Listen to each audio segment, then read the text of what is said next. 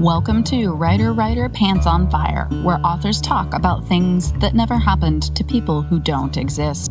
We also cover craft, the agent hunt, query trenches, publishing industry, marketing, and more. I'm your host, Mindy McGinnis. You can check out my books and social media at mindymcginnis.com, and make sure to visit the Writer Pants on Fire blog for additional interviews, query critiques, and more at writerpantsonfire.com.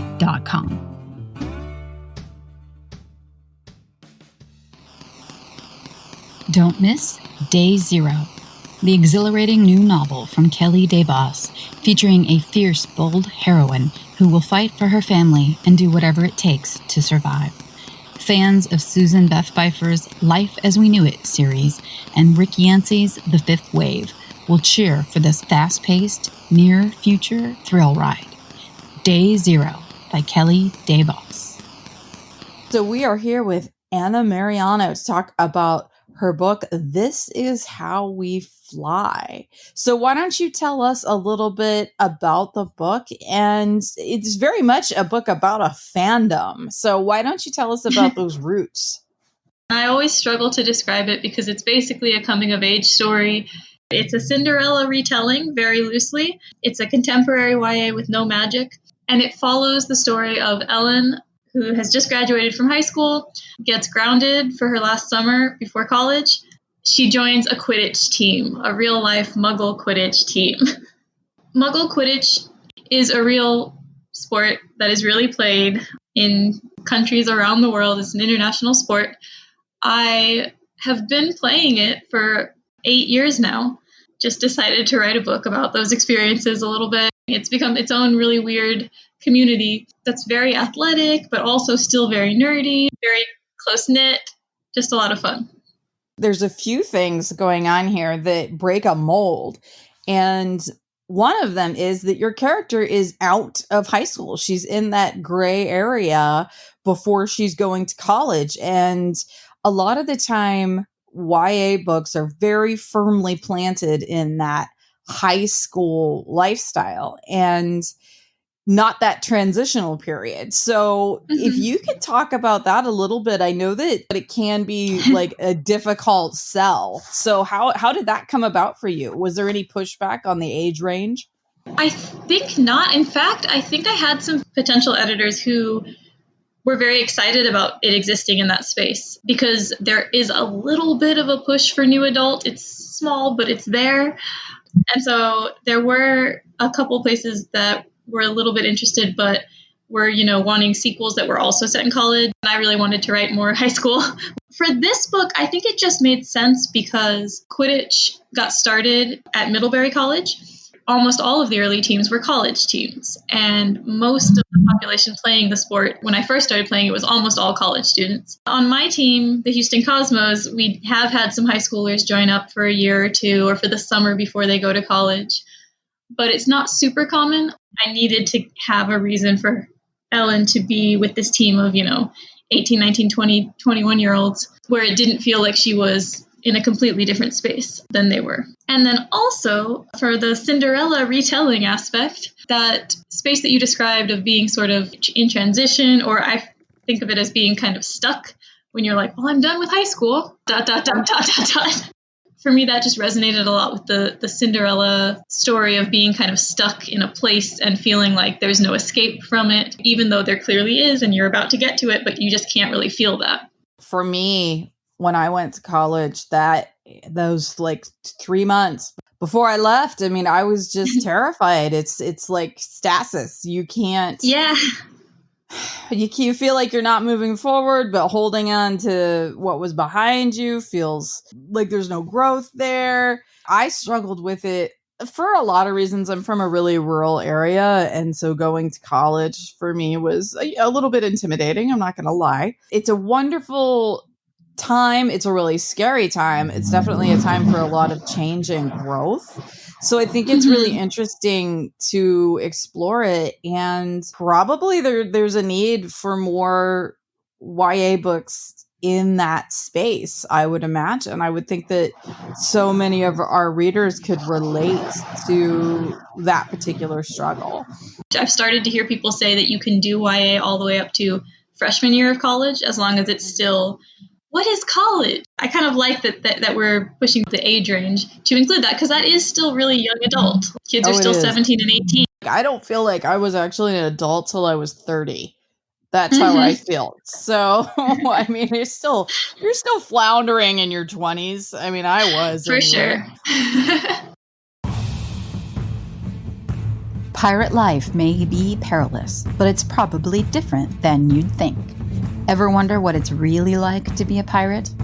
Blacktooth the Pirate's high seas adventures are fun for kids of all ages, because reading doesn't have to be like walking the plank. Blacktooth's Treasure Chest, Blacktooth and the Legend of Skull Mountain, and Blacktooth and the Great Pirate Challenge by J.S. Willis are all available now on Amazon. So the other thing that I really think sets this apart and that I think is really interesting is, as you were saying, this is a book that is really tied to a sport. And as you were saying, a competitive one. Yet at the same time, having extremely dense roots in nerds and a geek collective. And those two things do not cross that often. Now, it is not necessarily a reflection of reality. I know I was always deeply frustrated as a teenager that there weren't enough books about female athletes, because I am an athlete. I was an athlete as a teen, and I was not finding books, written by women about female athletes. Like, they just didn't exist. So as an adult, I said, I'd really like to write a book about a female athlete. There was some pushback about that, because the belief is that athletes don't read. And I got a lot of push for it. It was just like, yeah, but how do we market that? I am an athlete. I was an athlete, and I read voraciously. I was a high school librarian for a very long time, and athletes read books. Our homecoming king one year had it in his bio that he was the president of book clubs. It's just quite simply not true. But it is a pervasive belief. So can you talk about that a little bit? Because I do think that you're wandering into an area that some people would say is fantasy. I completely agree with everything you're saying. I did want to ask, what did you play? Softball and basketball. Nice. Okay. Yeah. I was really into basketball. Middle school kind of killed the joy for me, but I really loved basketball as a kid. To answer your actual question. So I think that I was also an athlete as a younger kid. My elementary school did like a giant school-wide basketball tournament every year that everyone was really involved in. I was very competitive. I would get really competitive even for medic dodgeball or whatever we were playing. Through middle and high school, I feel like I slightly lost it just because I didn't have the encouragement that I should be doing sports and competitive things, or because there isn't that much representation of nerdy and athletic people. I mean, we got High School Musical at some point there, but for the most part, like you're saying, it feels like, or it's presented as two separate worlds. Like, are you going to sit with the jocks or are you going to sit with the nerds? Like you said, that doesn't reflect reality, but that can feel like you have to choose. And so I definitely very wholeheartedly chose to be a nerd. I sort of gave up sports. And even then, I was being drawn to things like Tamara Pierce, Protector of the Small series, which is really a sports book. The sport is just jousting and being a knight. Books that still kind of were sports adjacent. When I found Quidditch in college, I mostly joined as a haha, it's going to be so nerdy. It's going to be like Harry Potter Club. And then it wasn't. And I ended up actually loving the fact that it wasn't so nerdy more. I mean, especially now, I'm not so into the fact that it's connected to the fantasy book fandom, because unfortunately that's become kind of a painful connection. So now what I love about it is that it's a all gender, full contact sport at a level where anyone can kind of join up and start playing and not necessarily be the star of the show, but be competitive, get competitive pretty quickly, and then you can go around and meet all the other players and start learning all the strategies and get involved in the community, like a lower barrier to entry than, say, basketball. And I think I love the fact that it does attract nerds. We talk a lot, and like my friends on my team, some of them came in through Texas football sports culture. There's a kind of running joke about like, oh, I'm just here to tackle nerds. And then there's also people who were running their Harry Potter fan clubs at some point in their life back when it was less of a bigoted thing. The fact that we have both kinds of people really makes it a fun space, and that we can all connect over like the sport that we play. The jocks can teach us how to throw balls, and the nerds can be like geeking out over the ref test. And honestly, again, most people are a little of both. There's not one type of person. It's just a cool space to exist in. Sports can just unite and bring together so many different people. Like, it just doesn't even matter. It's its own language in so many ways. Yeah.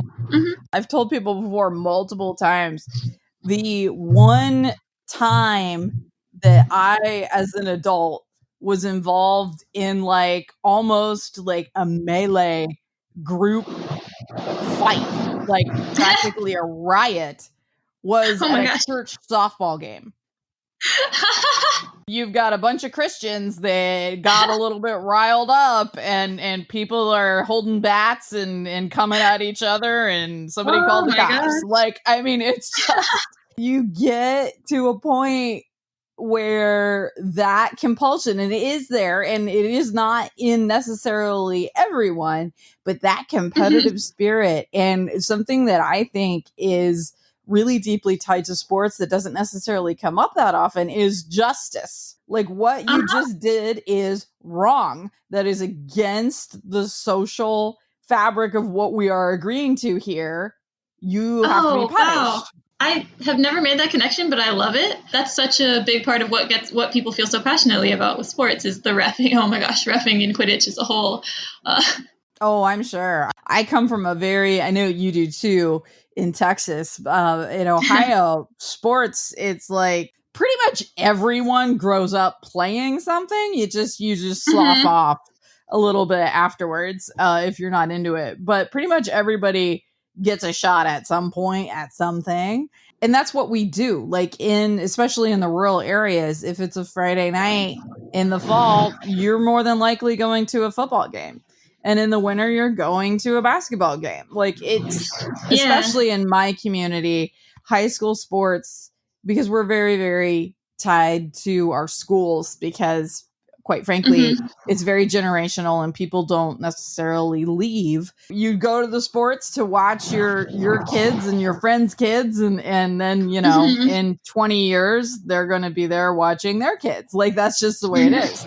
And people are passionate, and there is just this agreed upon social construct that you walk into the gymnasium, or you come to the stadium, and everyone knows what the rules are, and everyone knows what the behavior is supposed to be. And the arbiters, your refs or your judges or whatever, your line judges, it's like that they can, and I'm sure, as you know, like, it can come back on them too. It's like, no, wait, you're wrong. You did it wrong. Quidditch has a lot of different refs because there's a lot of different games going on in Quidditch. I didn't really talk about that yet, but it's a game of rugby and a game of dodgeball and a game of, like, I don't know, wrestling. There was a point in time where I thought I would like try to become an assistant ref and try to like help my team out to fulfill our ref requirements. And then I got a really bad game with a team up in New York. The head ref had told us to do a certain thing if a goal goes in but is not a good goal. And I did that exact thing that the head ref had asked me to do. And players were screaming at me, no, you can't raise your hands like that because it didn't go in. And I was like, I because it wasn't a good goal. And I was like, I'm aware, but I'm doing it. And they were screaming at me. They just would not stop. I was like, okay. I can say, as someone that was a base coach for a t-ball team of like 8-year-olds, boy, you want to talk about passion. Again, one of the only times I almost got in a physical altercation as an adult, 8-year-old t-ball. It's just like, wow. you need to get out of my face, mama. Out of my face. Oh my God.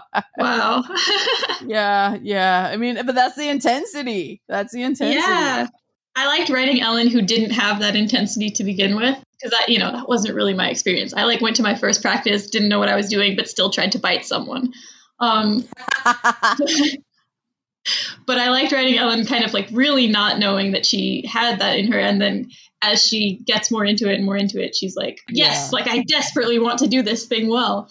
It just takes a certain thing, that one thing that flips that switch inside that person is like, no, I will do better than you at this. Yeah. Is pain a part of your daily writing ritual? Does being trapped behind a desk irritate your symptoms? There's a way to treat your pain from behind the laptop using the Better Patch, a discreet transdermal patch that can be applied anywhere you feel discomfort or pain. CBD is absorbed through the skin over a 10-hour period to target delivery to the joints and muscles and can reduce inflammation in people struggling from arthritis. Choose the Better Patch today for a more comfortable writing experience. Visit thebetterpatch.com now to learn more. Real quick, you've mentioned it a couple times. Obviously, J.K. Rowling has become a problem for a lot of different reasons. And your book is really, really tied into the Harry Potter fandom. What has that experience been like for you? Not great, Bob. So I started writing this book in 2014. It was my debut YA. I was writing it at the same time that I was writing my debut middle grade. So really, it was one of the first books that I sat down to seriously write. So it took me a long time because it's a little more character driven than plot driven. I didn't have a good sense of necessarily where it was going other than and then there will be a tournament and she'll lose her cleat, I guess. It was a lot of exploration, and basically it took me a long time. But it means that in the time it's taken me to write this book, a lot has changed. And sometimes I look at the book and I'm like, wow, this would have been a little better if it had come out in 2016, 2017, 2018. Right. But it didn't. So, I'm still proud of the book. I still really hope it finds its readers. But it has been kind of disappointing, especially this recent, maybe the last 6 months. Because J.K. Rowling, she was kind of circling the turf drain and then suddenly dove. There had been a while where I was making sure to put in things some people haven't read the book and that's fine. Things like that. So where I was kind of trying to put a little bit of distance in the text. And then in my final past pages, it was the week after she had gone full turf on Twitter. And I had to kind of run in and just try and take out as many of the fun references as I could without losing important conversations. This book has its roots in the Harry Potter fandom. At a time when many authors were saying, I've gone through and scrubbed every reference of Harry Potter out of my new book, I really couldn't do that. It kind of sucked because I kind of wanted to. At the same time, I'm hopeful that because there are so many of us who are in the same boat, who are dealing with these feelings of disappointment or feeling like we've been really let down by something that was so important to us and such a big part of our identity, the Harry Potter fandom went hard. Yeah, they did. It was a moment in history. For some people, it could be nice to see a book that focuses on the fandom and the inclusive aspect of the fandom and the space that we are all making for each other that also says fuck turfs and we don't need to be tied to what the series used to be. What was cool about it is the relationships we formed, all of that stuff. It's still hard because even saying that, I know there are some people who just don't want to interact with Harry Potter anymore. And I totally get that. And I even sort of feel it. It's just that I don't really have a choice because I'm marketing a Quidditch book. Obviously, marketing and just the existence of the book itself, that's all part of it. Yeah. But just emotionally and personally, like you're saying, that's very difficult. And personally, my approach has been, because now obviously J.K. Rowling is the biggest example. Yeah. But, there have been authors that have really disappointed me in the past. Mm-hmm. But there have been authors that are dead that disappointed me, right? It's I would find an interview or something that they said or learn something that I didn't know and just be like, oh no, right? And just very upset by it. And personally, just feel betrayed. And I think there comes a point where you have to separate the art from the artist. With J.K. Rowling, that is particularly difficult. But for me, I'm not a huge Harry Potter fan. I enjoyed it. I had a good time with it. I moved on. So I know that with that particular fandom, it's more difficult. But for me, if there's a book or a movie or even like a song, whatever, if there's something that I really like and the artist or the creator is problematic, I have begun the practice of just being like, I don't like you. I don't agree with you. But I can still interact with your art in a way that is meaningful to me. I don't want to be made to feel guilty about the fact that, like, for example, The Usual Suspects is one of my favorite movies of all time. Kevin Spacey sucks now. That's just all there is to it. Right, yeah. It's like you can't watch Kevin Spacey without thinking about it. I'm not going to never watch The Usual Suspects again. We've seen with some very recent YA Twitter discourse that people get really invested in whatever I read and loved should be the thing that the next generation reads and loves, the way you were just talking about, wanting to see you play on that sports team, and then you see your kids play on that sports team, and then someday they'll be here watching their kid. We feel that about books and about movies and about art. It's hard to let that go sometimes. It's hard to realize, like, just because something was meaningful to me doesn't mean we need to replicate it for all the next generations.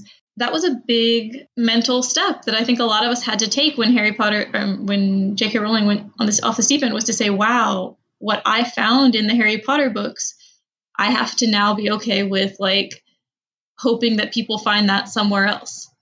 Yeah. That's how it works anyway. It was gonna happen anyway. There's just something very weird about that. It's like, it goes against our instinct, which is like, oh, this is great, everyone should have it. I read War and Peace. I really did do a deep dive. Like, I loved it. It was a long winter, so I decided I was going to read War and Peace. And I went in on it, like, really hard, and I loved it. And I was so excited about it. And then there's this line at the very end, and it's about, like, one of the married couples, and it's like, and she was a great wife because she knew just to be quiet and agree with her husband no matter what. Whoa. And I was like, hey, fuck you, dude. No, Tolstoy, no. And then got to reading a little bit of, like, how he treated his wife, and it was not good, and all of these things. No. And then I'm like, okay, but does that repudiate War and Peace? Does this one line...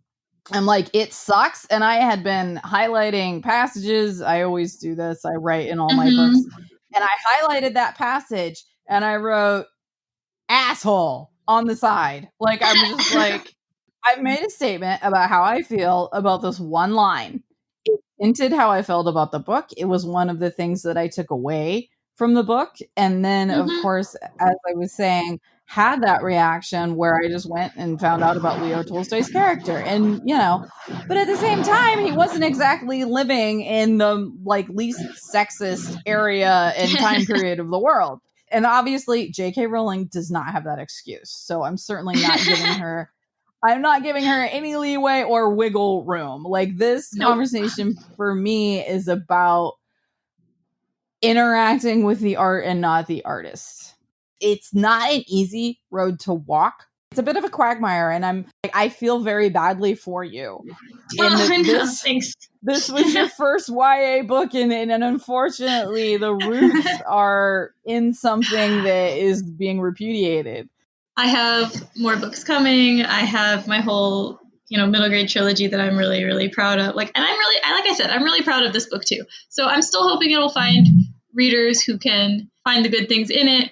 I've actually been really happy to see a couple reviews from people who just said, like, I don't really know much about Harry Potter, and I liked the book anyway. So I was like, okay, good. That's perfect. Being able to see some people either find something happy to celebrate about fandom, or just say, hey, this is a fun book and an interesting family dynamic, and they're playing a weird sport, but whatever, it's still cool.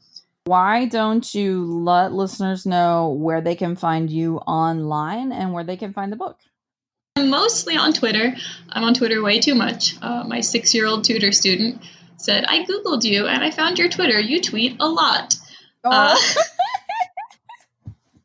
was like, wow, called out.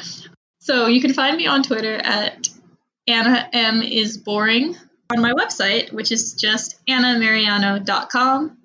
If you want to see details about the book pre-order campaign where you can get some cool headbands, or if you want to see some live streams I've been doing as a lead up to the book launch, you can go to annameriano.com/thisishowwefly. Make your pages look professional with Vellum. Margins, headers, page numbering, font, line spacing, all happen automatically with every book you create. Generate ebooks for Kindle, Apple Books, Kobo, and others, or deliver a beautiful print book to your readers. Visit tryvellum.com/pants to learn more. Vellum. Create beautiful books.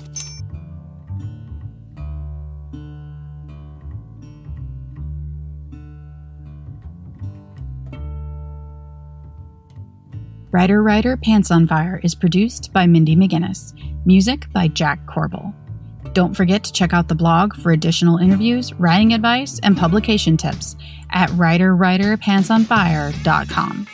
If the blog or podcast have been helpful to you, or if you just enjoy listening, please consider donating. Visit writerpantsonfire.com and click Support the Blog and Podcast in the sidebar.